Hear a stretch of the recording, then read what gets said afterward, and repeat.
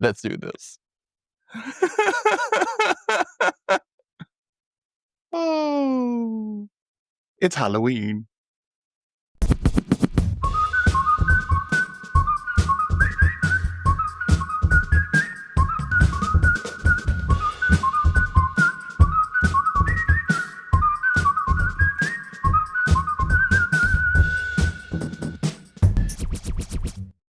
Welcome back to the Rewatch Recap, where we recap shows for nostalgia and pure amusement.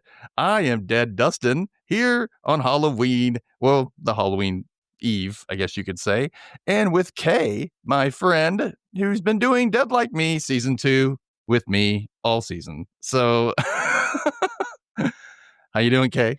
Great. I'm not dead.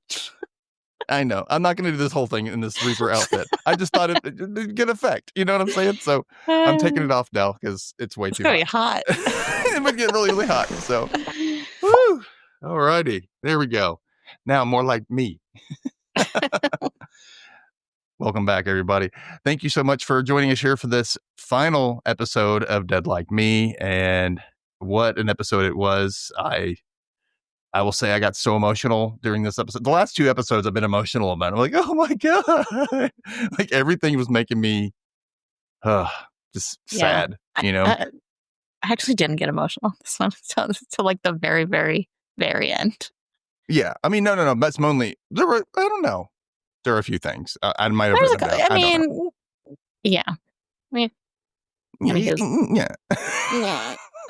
Yeah. Okay. So we got a lot to cover. And I guess, Kay, you're ready for this. So yeah, I'm ready. Let's do this. Dead Like Me, the series finale titled Haunted, which aired on October 31st, 2004.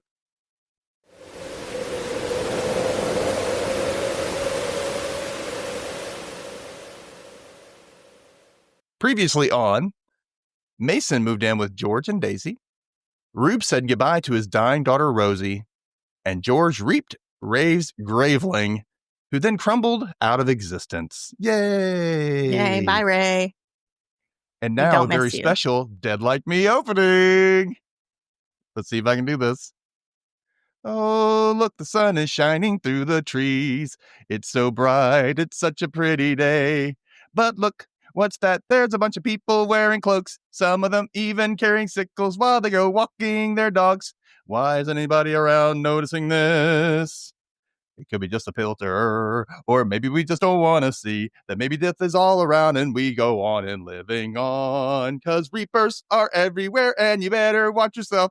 A graveling might cross your path and set you up to fail. So play your games and hang out at the laundry mat. And don't forget to wash your teeth, George. George. Yay! Excellent job. It was a shortened version, but I tried my... So we open this episode. It's got some old stock 50s footage of like families carving pumpkins, kids trick-or-treating and going to parties and whatnot. And George says, I loved Halloween. Okay, not a huge surprise there. I mean, what kid doesn't love Halloween? But my devotion to the day was not for the obvious reasons. I couldn't care less about the candy, and I didn't give a shit about the costumes. I loved Halloween because I loved looking into other people's houses. So then we flash back to young George and the lasses as they show up at someone's house who left a bowl of candy on the porch. And George is mad that she can't see into this house. I kind of get it. It's a weird kid thing. I mean, It's like me. I had to go see the bathroom every time I went to a new restaurant. I wanted to go see what the restroom looked like. I don't know what it was. It's just a thing I did. So she gets ticked and bangs on the door hard. And Joey and Clancy are like, just grab some candy. We're going to go to the next house. But, George looks through the mail slot. She's, there's barely any furniture in there. This guy must be a weirdo. So Joey calls her the weirdo and says, all right, we're leaving. And so she leaves frustrated, kicking the bowl of candy off of the porch. And then she turns back around. She sees somebody was looking through the curtain. And she goes, boo! And the person kind of, and cowers back, but she can still see their white Converse sneakers through the window, at the bottom of the window. What a little, though. I know. Yeah. Also, it took me 2 whole seasons to notice this, but little baby George or 10-year-old George has a completely different color eyes than grown-up George. Like, Well, her eyes are like this, like, light blue, and grown-up George's eyes are brown. maybe grown up George wears contacts. She died with contacts on. Yeah. We're just gonna say that. Okay. So George continues narrating, which I'm going to use all of her narration in this episode, by the way. Halloween is when the freaks came out of the shadows. And at Der Waffle House, as George walks in, now that I'm older and deader, I see that Halloween is amateur night for death. Oh, look at me, I'm bleeding. Ooh, someone hit me with an axe. She passes by some kids dressed as a cowboy and an Indian. Don't know if this is cultural appropriation or not. He's not wearing like a black wig and braids or anything. It's just blonde hair. So Ooh. I don't know. It's just a costume. It's for kids, right? They don't mean anything. But she sits down next to Mason and Daisy, who are arguing about Mason hanging out naked in the house. And George mentions like hearing Daisy scream. And Mason says, that's not the first time that a woman screamed to the sight of his Loch Ness monster rising to the surface. And it's like, ugh, no. And George's like, so she's like, sets the rule. She was like, all meals at the house must include clothing. And if he touches her Pop-Tarts again, his monster will get it in his sleep. That's how you be assertive with Mason. Mm-hmm. She also tells him to earn his keep. So he says he will do chores. And so she's like, okay, do my laundry. He's like, no, I'm not going to do that. How about this? I'll go get a bunch of candy for Halloween. It'll last us for a year. What is that contributing? It's not, I mean, I love candy, but like a whole year, what they end up getting is probably something that would last me maybe a month. Yeah. If I'm eating it, because I'm going to see it there and I'm going to eat it. Yeah. So that's just not really like, we need groceries and done, but hey, you gave us a year's supply of candy. Not worth it. Okay. I mean, not like they need something to survive off of, I guess, but still. I mean, they eat and stuff. Yeah, but they don't get any skinny. Nothing changes about them. So yeah. Anyway, so he calls those kids over from earlier, and as Daisy, she's like, "Don't call kids over here, please. don't call children over here." He's like, "All right, if you can answer this question, I'll give you $1 if you can answer a question correctly. But if you can't, I get your candy." And they're like, "Okay." So he's like, "What original member of the Rolling Stones died in a drowning accident?" And the cowboy kid says, "Mick Jagger." And he's like, "No, sorry, he's still touring. He's still alive." And the Indian kid says, "Keith Moon." He goes, "He's from the Who?" And the kid's like, "Who?" He goes, "The Who." I thought they were gonna do a whole like who's on first thing. I was like, just leave it there. That would have been cute, but yeah. So he was like, "Yeah, the person who died was Brian Jones. Like, he knows because he reaped him." And so he gets the candy and he tells the kids to leave as Rube shows up in a masquerade mask, and he's like, "Taking candy from kids, Mason?" And Mason's like, "It's Halloween. Worse things will happen today." And like, that is true. That is true. So Rube hands out assignments, and everyone has an ETD of 59 past the hour. He gives George his mask because the Halloween legend is that the dead can be seen in their true form. He wants her to be cautious since she still lives in her hometown, and Daisy tells her it's nonsense and not to cover her pretty face. And George agrees, saying that the strap messes up her hair. And I'm like, just listen to Rube. Just listen to it. Yeah. For once, Roxy walks up in a princess gown and says she's undercover today. Mason says it's making him feel funny in the pants. And she says she is armed and he is not. And do they want to go down this road again? Mason's kind of a freak, so he never learns his lessons. He'll probably go down this road again. After what the was that? After Roxy. After Roxy. God, I was turning to Carol Channing. After Roxy shows her gun strapped to her ankle, Daisy asks, "Who are you supposed to be?" And Roxy's like, "I'm Roxy, the badass witch of the Northwest." Yeah, you are. That's who you are, girl. George notices that all their times are at 59 past the hour, and Rube brushes it off when he heads out. George follows him, and she puts on the mask. She's like, "Boo." It's cute. And she's like, is that Reaper legend true? And he says, it could be true. And she says, well, what's stopping me from marching up to my house and asking my sister for a Kit Kat? And he says, I don't know. What's stopping you? And then she's like, she gives her pause, right? She says, something happened to you. Yeah, you're not the same. And he's like, I don't know what you mean. She's like, no, you're the paternal one. And then she was, you're the paternal one. Daisy's the starlet. Mason's the screw up. Roxy's Roxy. And you're the dad. Mm-hmm. And he says, paternal didn't really work out too well for me. Not a good gig. So he leaves. And he's like, you want some advice? Here's some advice. He's like, get some running shoes on because that trick-or-treating is no joke. Yeah. It's a real grind. And I really wish he would have told her about Rosie. Yeah. Probably not the right time, though. Yeah. I wonder if it happened at some point. I don't know. So Mason sneaks up and yells, boo. And she says, she just doesn't flinch. And she goes, I need to go get my running shoes from Happy Time. And he's like, I'll go with you. And then Tiffany pops up and says, Roxy's the mother. She reminds me of my mother. And then she walks off and George's like, oh, she reminds me of my mother. Yeah. Like, yeah, you still have that family after all. Mm-hmm. Mason asks if Joy was a cop. And George says, she could have been. Yeah. I kind of see her as a detective. Yeah. You That gotta be kind a of cop. cop first, but yeah. I think she would work it up. At the last house, Joy carves a mediocre-looking jack-o'-lantern. It really isn't a good one. She could have done better than this. As Reggie's like washing pumpkin innards off her hands, and she's like complaining that Joy won't let her carve things. And I could have sworn I've carved pumpkins at like 8. Way earlier than 12. Yeah. Like, I was like, and they even had the kits with the little knives, and that's totally safe, right? Yeah. So that's ridiculous. She's almost as tall as Joy. She can handle it. I know. Oh, fun fact. Britt McKillop, who plays Reggie, was not only in Trick or Treat with Dolores and Francis, but she was also, I just found this out today, she was also involved in another Halloween venture. It was a animated special on Cartoon Network called Scary Godmother. And she played Hannah Marie, the main human character that's focused around. She's trying to get over her fears. And Scary Godmother shows up and it's like, oh, I'll take care of you. Let's do Halloween.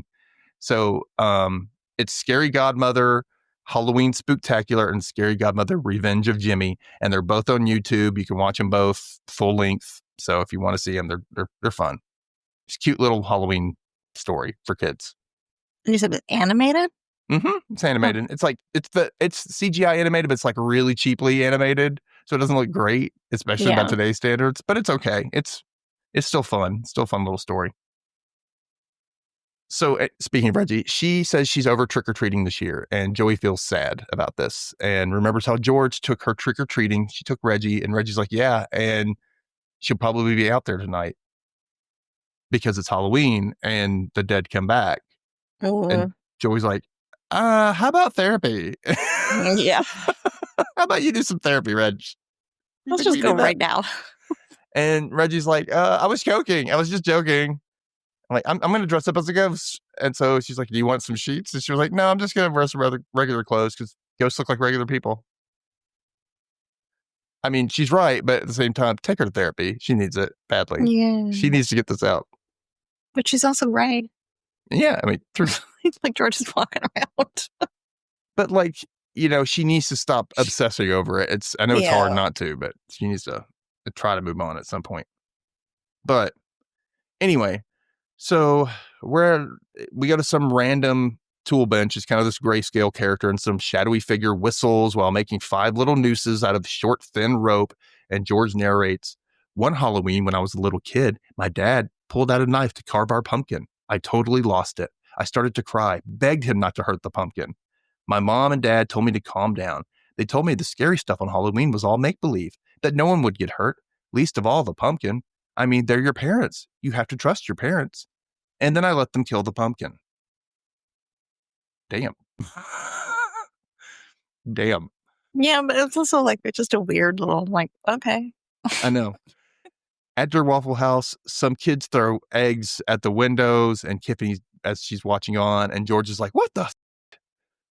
And Tiffany walks by every year. Ugh. At least it's outside. You can hose that off, right? Yeah.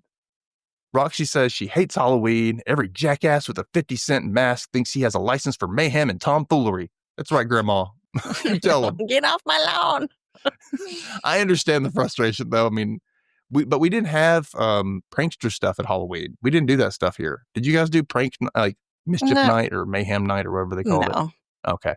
No. But yeah, I never had we had like random people rolling your yard in the middle of the year randomly. Yeah. You would toilet paper somebody's yard, TP their Yeah. yard. Or they would egg a car or something. But Egg your house. Yeah. yeah. Little Some kid mailbox baseball. Oh God.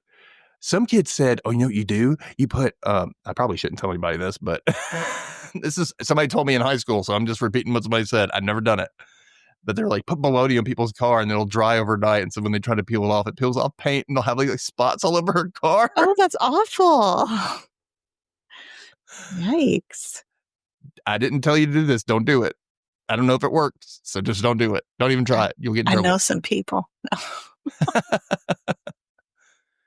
Anyway, Roxy says she's, already had a dead cat and a flaming and a bag of shit on some woman's like doorstep.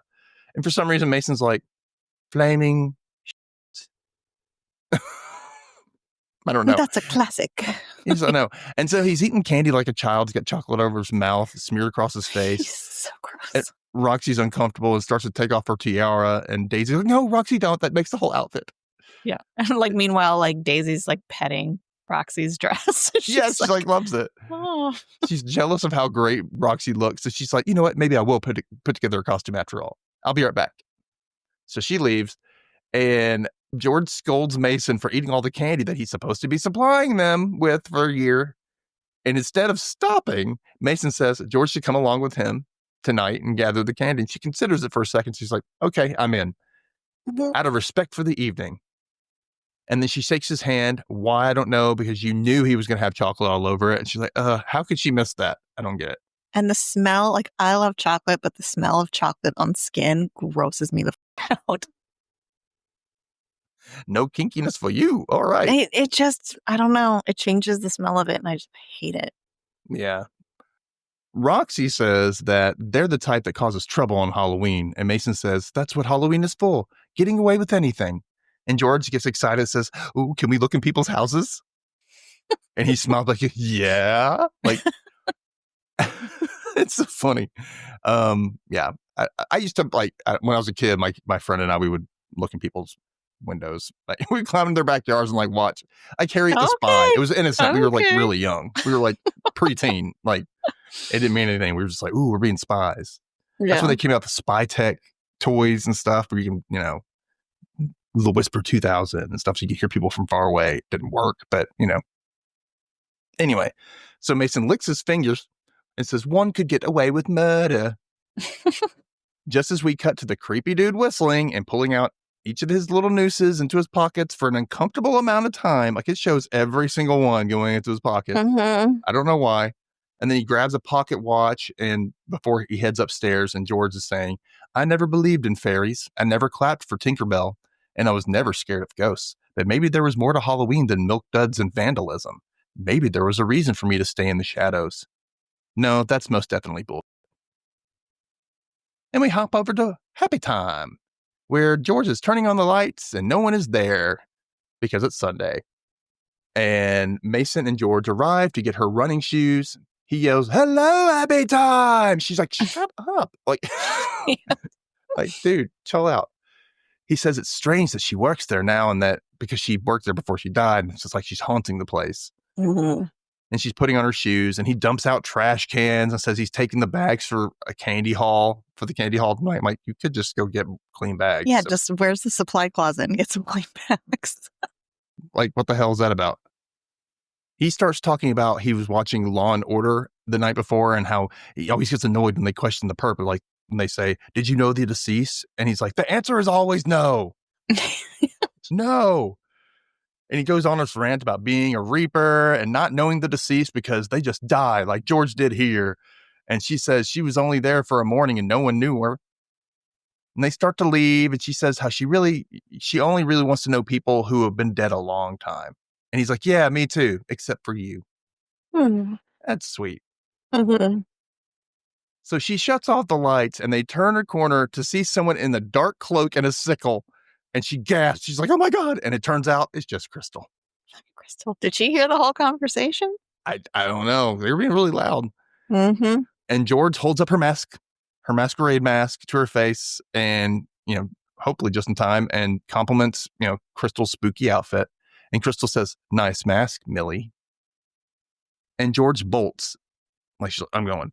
And Mason notices Crystal's computer screen. He's like, have you got prime candy locations all mapped out on your screen? And she just goes, she puts her hand back and just turns off the screen or whatever. She's and he just not looks sharing at her her. map.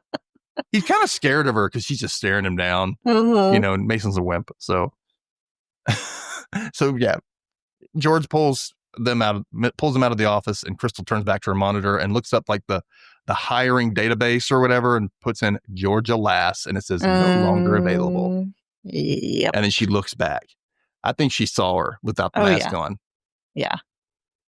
And probably heard part of their conversation if she was standing there the whole time. Yeah, and Mason was calling her George. Mm-hmm. Yeah. Saying she died there. She's like, something's going on here. So some street in the suburbs, as the Converse guy whistles and walks down the street, George says, "Death is like going to your first haunted house when you were a kid. You had to walk through it to figure out what stuff was really scary and what stuff was just in your head." Okay. At the therapist office, Joy and Reggie sit across from the therapist, who's asking Reggie about how she's feeling after JD died. And Reggie tries to change the subject, and she's like, "Where's the candy? I mean, I need candy. Where's the chocolate? So the therapist brings up, Halloween. She was holidays can be fun. And she brings up George. And Joy says George loved Halloween. And Reggie says George liked to spy on other people. And then Joy brings up Reggie saying that George is around as a ghost, which Reggie denies. She never said she was a ghost. No, that she is just actually said she's true. around. Yeah. She says she's around. And the therapist is like, "Well, I believe in ghosts." But Reggie's like, "I mean, can I talk about my parents' divorce and how that's destroyed my childhood?" This girl's 11, y'all. Good question. So smart. Joey gets pissed, obviously, because she's paying a lot for this therapist. And Reggie says, "I used to think that about George, but I changed my mind." And the therapist tells, "Reggie, I think go get some Kit Kats I have stashed in the other room, right?" And she talks to Joy about not trying to control the process, to let it flow organically. And Joy's like, "I cannot afford to keep coming back," right? And she's like, "I don't think therapy is going to bring my daughter back." And the therapist says, "Which daughter are you trying to bring back?" Good question, ma'am. Yeah. But also, good. Joy, one therapy session does not fix anything, honey. Well, they've been going to therapy for a while, I thought, because they'd gone to a therapist before. Well, it sounded like they had stopped, though, because she was like, should go back to therapy. Yeah. But anyway. On another street, Rube arrives for his reap, and this teenage girl with the witch hat on answers the door. She shuts the door on him once he says he's not there for trick-or-treating. He wanted to ask some questions or talk to her for a moment. And then he's like, "I'm here to take a survey." And she's like, "Do you think apples are treats as a liberal cop-out?" And she's like, "Yes." She opens the door. Liberal cop-out. With a cigarette, too. Yeah. She looks dumb with it. Sorry, throw it away. And she's like totally not holding it like you should be holding it either. It looks very unnatural on her. He gets her name and confirms that it's his reap, Josie Feldman. And he gets ready to leave. And she says that her parents are in Barbados before saying, "Good luck with your survey. How stupid are you to tell some strange man that your parents are away?" Right. She's like, "Can you come in here and kill me?" Like, yeah. You just, "Hey, strange man at my door asking weird questions. I'm all alone." Like, what's wrong with you? So he picks up the papers on the porch saying, "Hey, this is going to attract thieves." And he gives them to her. And when he does, he reaps her soul and thanks her for her time. And she insists he takes some candy, and she throws the Snickers at him because sugar rocks. What that came from. And he tells her to enjoy that cigarette. Yeah. Because it's your last girl. Then he goes and hides in the bushes as the white Converse guy shows up and kills the girl, as George says. In a way, Death was kind of like a door-to-door salesman. Most people weren't too interested in what we were selling, or they just didn't want to make that kind of a long-term commitment. After the girl dies, the man steps out and blows out her pumpkin that looks like the Scream, Edvard Munch, the Scream. And George says, "So we trick them." Meanwhile, the girl shows up next to Rube with a scared, kind of shocked look on her face, and he checks on her that she's okay before helping her cross over. And I wonder if like spirits get PTSD if they're like murdered or something. Maybe. I don't know. We Back don't at their see him Waffle long enough House. ever. What now? We don't see him long enough ever. That's true. And well, we don't know where they go or how they're feeling when they get there. So yeah. Over at their Waffle House, Roxy sits across from Daisy, who is now dressed as a cop. And it's a form-fitting costume. I don't know if she's supposed to be a sexy cop, but she's kind of wearing it like that, with the hat all askew, sideways, her bangs coming out. It's cute though. It looks good on her. But so Roxy chides her, saying that, "Oh, you think you're tough now? It's because you had this outfit on. You think you're tough?" And Daisy's like, "I am tough." I'm like, "Really, Daisy? You say you are, but then you keep cowering to things." But she's like, "I just need a gun as an accessory." And Roxy says, "Well, my only accessory I need is my attitude." So Roxy's like, "Okay, well, let me have your gun." And they do this back and forth thing. "Let me have your gun. Let me have your gun." And then Roxy compares her to Mason. "You're worse than Mason." And this old man walks by in the background. Like he's just walking by slowly and he's staring at them. And Tiffany like drops off the check and Daisy's like, "Hey, you didn't charge me for my coffee." And Tiffany's like, "Coffee's free for cops." And gives her a little smile. And I'm like, oh, damn. Oh, Tiffany. How's that burn feel, Roxy? So Daisy says she is such an effortless actress. And Roxy notices this old man. She's like, "You want to take a picture? It'll last longer." Right? And Daisy says, "This proves my point, that putting Roxy in a dress just makes you another pretty face, not an authority figure." So Daisy turns to the man and says, "Hey, are you just going to stand there gawking? Or am I going to have to drag your ass to the station house?" And she's like, "This is hilarious." She goes, "Perhaps you didn't hear me, Grandpa. I said," and the man goes, "Daisy Adair." Uh-oh. Oops. So she's like, she faked, who? What are you talking about? And she's like, "Oh, she died during the filming of Gone with the Wind, and you are the spitting image of her." And then he says, "I used to watch her come into the Stork Club with a different man every night. Most of them were stars." And she says, "Well, I'm not her, obviously." And so he just walks away. So we do actually confirm her backstory for the first time at the very end of the series. She was telling the truth the whole time. She is a starlet whore. That's what it is. She used sex to get in through Hollywood. That's what she was trying to do. And it wasn't that's what women had to do back then, though. Get what they needed. Back then, I still do. Well, I know, but more frequently back then, Anyway, so Roxy says, Halloween, what the I looked up the word Hollywood and Halloween at the same time. Halloween. Make way for Halloween. Oh, don't take that. That's fine. No. Copyright. That's mine. So Roxy says, Halloween is one up day. And Daisy says, "Give me the gun." She is just like Mason. It's funny.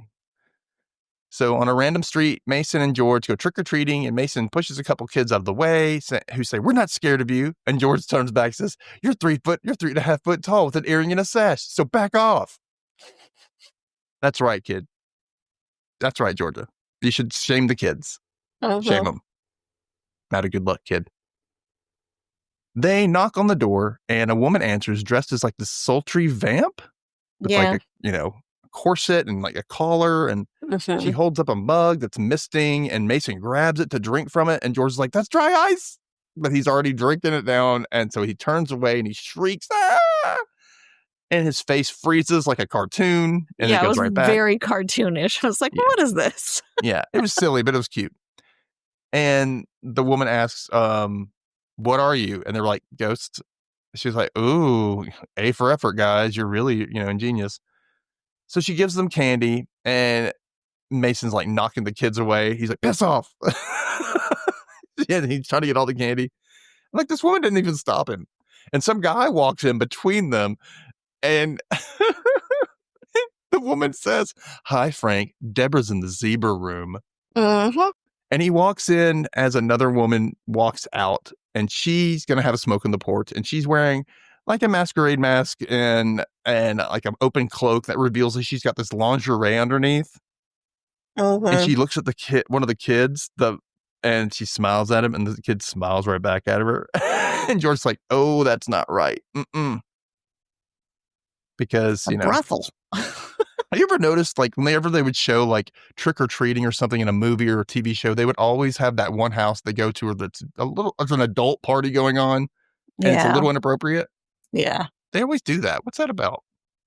Are adults doing this? Probably. Hey, let's hook up on Halloween.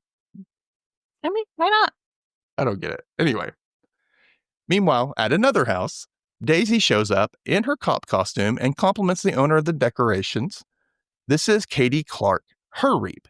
And Katie gives her some pumpkin seeds in a bag, and Daisy gets her soul. And Katie, she seems like a really fun woman. She's like, she's like, I love the craziness of Halloween. She's all excited for it. And she's, I'm going to continue to do this till the day I die.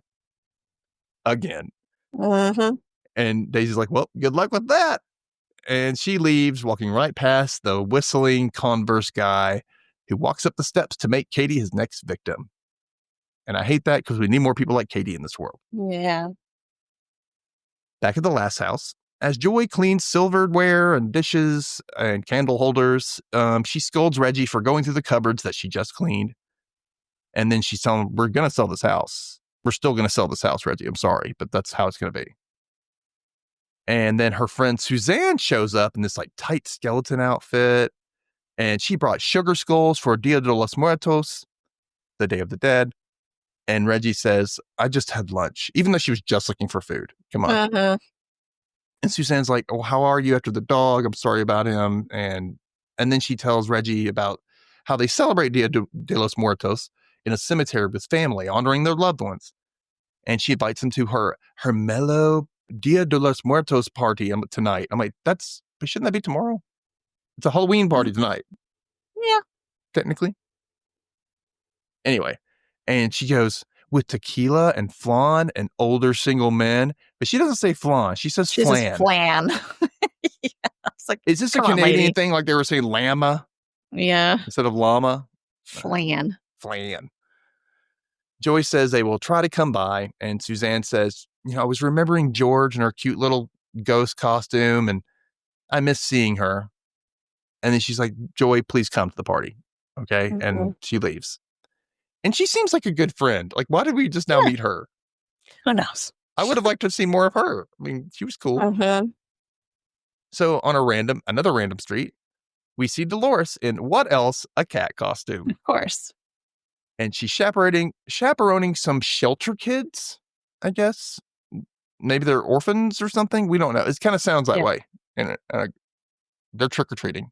Yeah. She's like, I'll take you back to the shelter. Are they shelter kids, or was she talking to a kid dressed as like an animal or something? I don't know. That could have been it. I don't know, but I'm assuming.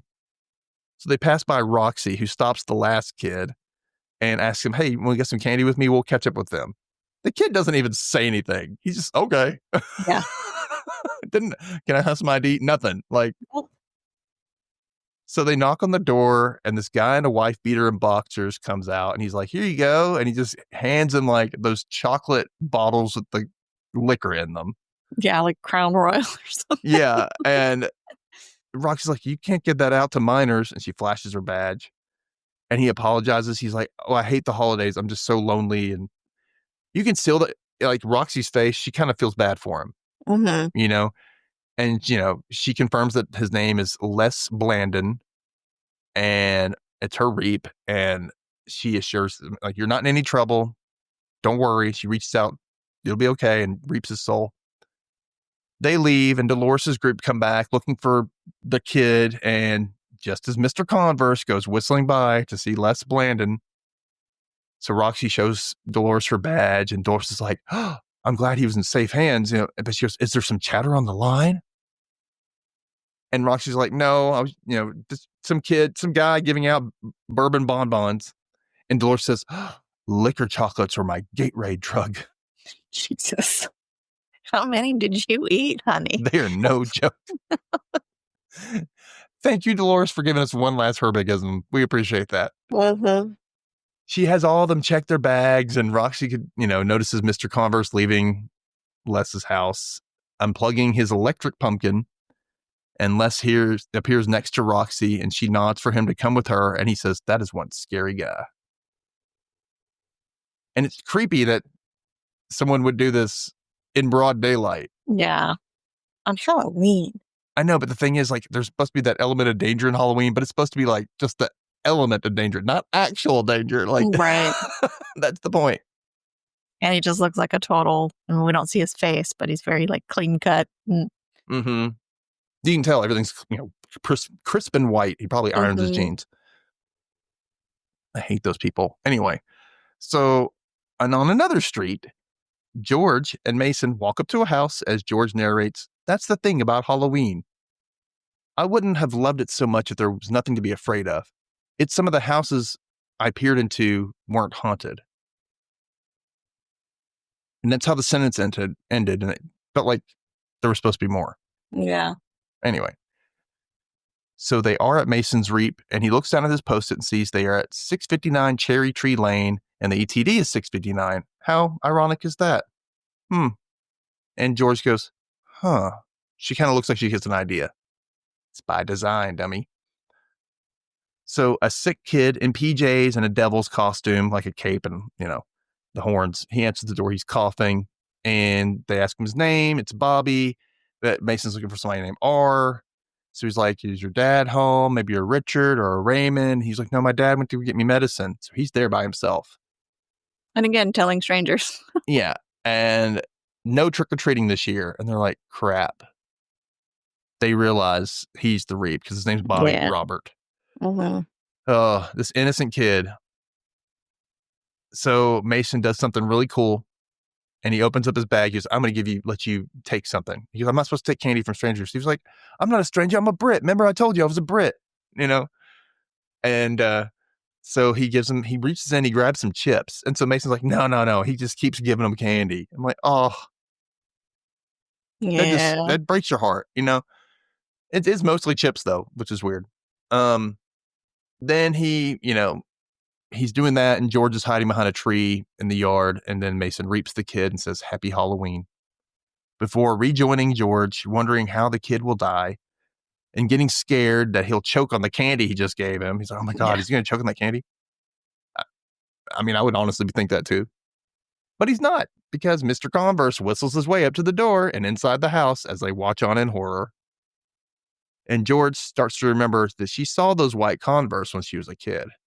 Mm-hmm. George is the smart one.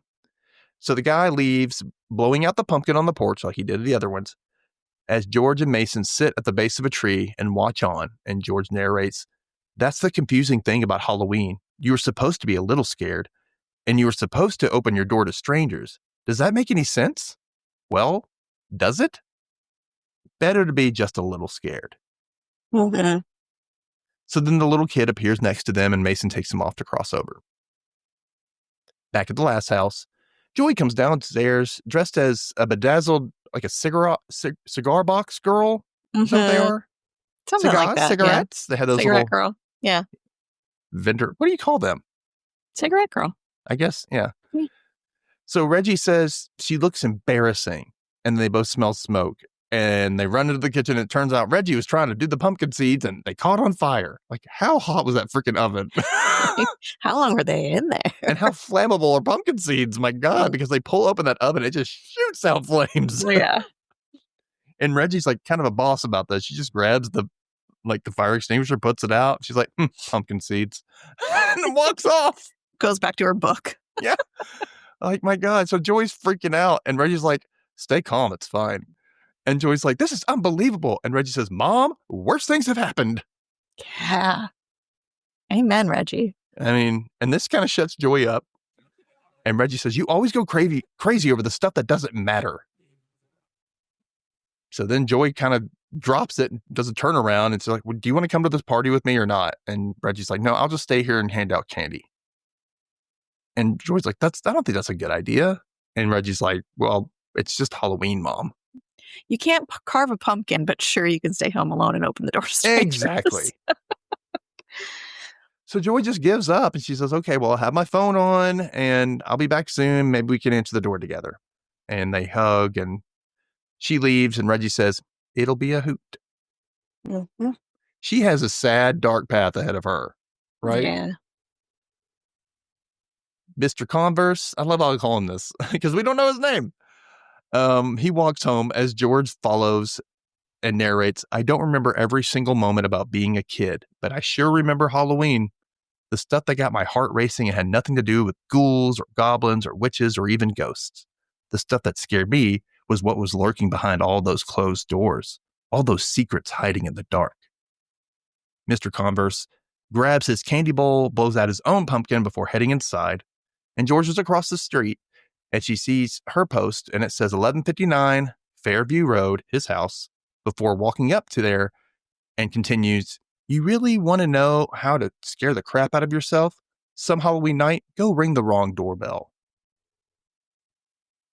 You're going to scare the crap out of yourself, that's for sure. Mhm. And we go a flashback as young George returns to that house after Halloween. And she knocks on the door and he answers. And she's like, why don't you give candy out like a normal person? And he's like, I left a bowl out and you kicked it over, which proves you were hiding in that house. Like Mhm. she knew you were. And then she sees a graveling crawling behind him in the background in this house. Young George. Mhm. And Joey's calling for her and she says, I have to go. But he grabs her arm and he stops her and he says, come back next year.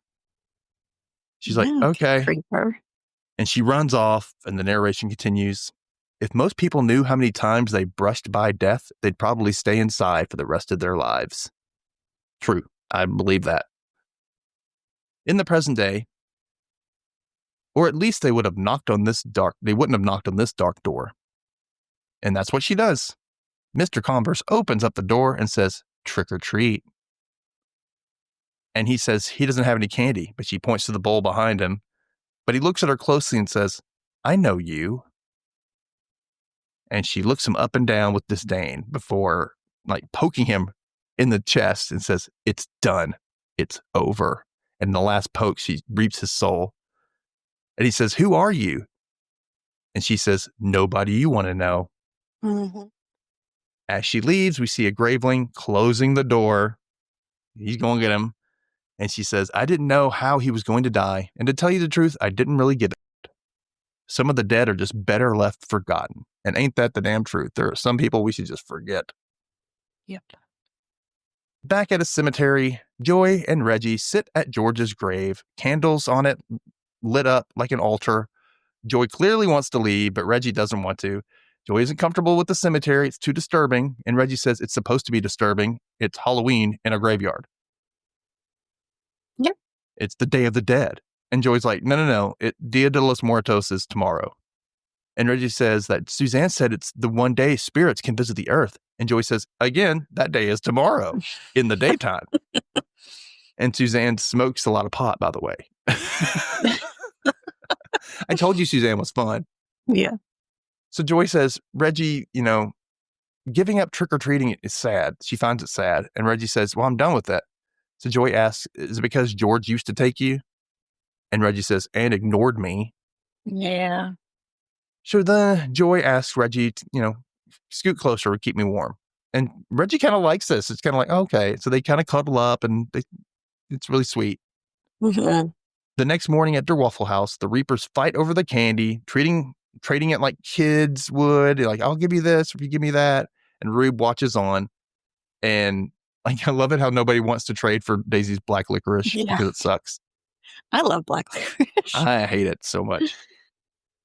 My mom loved it. So Mhm. George notices a couple gravelings fighting over candy at another booth, like way over there. And Daisy thanks Mason for the impressive haul he picked up. They offer Rube some candy, but he only caves in when George offers it to him. She goes, come on, Rube. So he's like, fine, I could do with a little of that peanut brittle, Peanut. She hands it over to him. She goes, that's not who I am anymore. I'm not that girl. And it's kind of weird because that's kind of what Phyllis said to Joy a few episodes back. I'm not that girl. It's really funny. Yeah. Yeah. He says, no, you're not. Happy Halloween anyway, Peanut. Mm-hmm. You're And not doing everyone's enough kind of peanut. quiet. And it's like the characters know that this is ending, Yeah. So Daisy says, it's not Halloween anymore. It's All Saints Day. And George asks, oh, do I have to wear a mask for this too? And Rube says, legend has it that spirits gather in graveyards on All Saints Day. It's where they honor the dead. And George asks, well, how will you be spending it? And he says, in a graveyard. And with that, he leaves, walking past the fighting gravelings in the booth. We move on to the graveyard with Rube putting flowers on Rosie's grave and her mother, Lily's, who was only 40 years old when she died in 1941, which sucks. I hate that. It sucks, but probably not too unheard of back then. Yeah. A lot of illnesses and whatnot. And George starts her closing quote. I always thought I loved Halloween because I got to look behind all those closed doors, but now I see that it's because I was painting with something darker. I'm going to start that over. I said that wrong. And George says, I always thought I loved Halloween because I got to look behind all those closed doors, but now I see that it's because I was painted with something darker, that I was meant to see the dark and through the dark. Rube places pebbles on the gravestones, which I don't know what that means, but I don't either. We move to George's cemetery where Joy and Reggie are asleep, and George is standing over them. I'm not supposed to be here, but I am. I don't know if I'm supposed to watch over them or just haunt them. She bends over and leaves candy for Reggie, and it looks like legit Halloween candy with the butterscotch and the Rolos and the strawberry ones that only grandparents can ever find. Yeah. I never find them anywhere, but grandparents know where it is because I want it and I can't find it.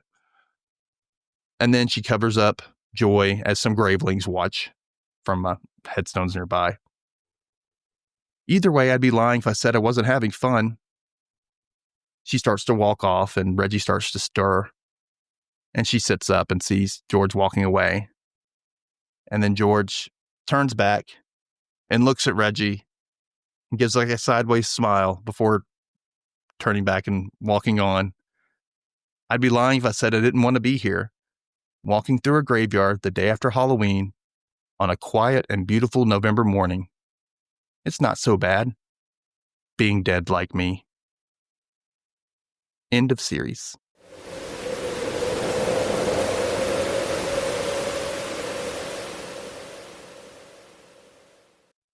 That made me cry at the end.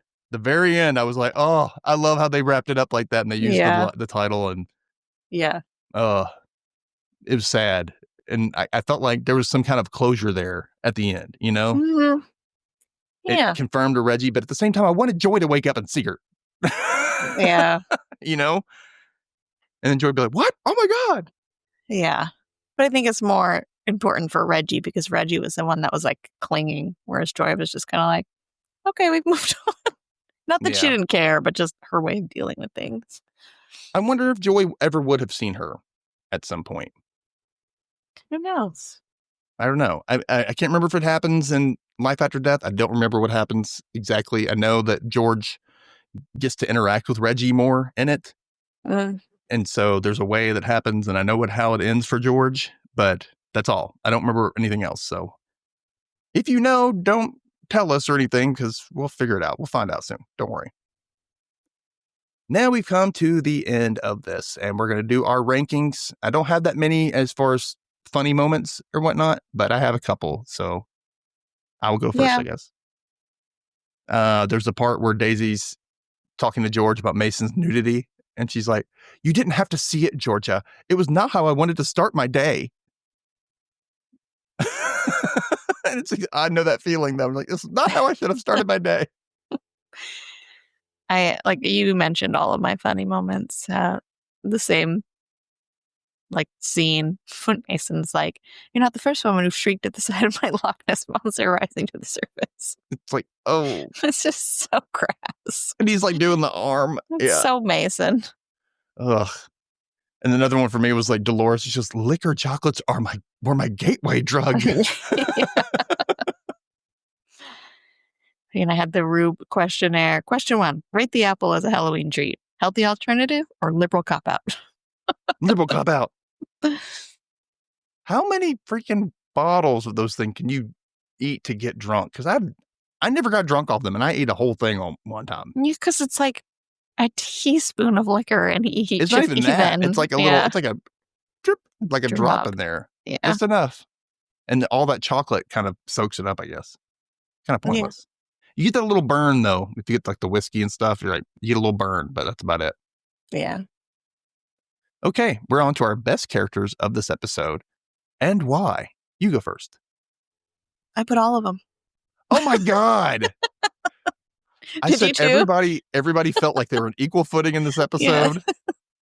And it kind of felt like a cop-out when I literally went, it sounds like a cop-out, but if I had to pick, it would be George if I had to pick out anybody because she's grown so much over the past 2 seasons, and she proved in this episode how mature and smart she is. And even in the past episode, like she's really shown that she's grown a lot. Yeah.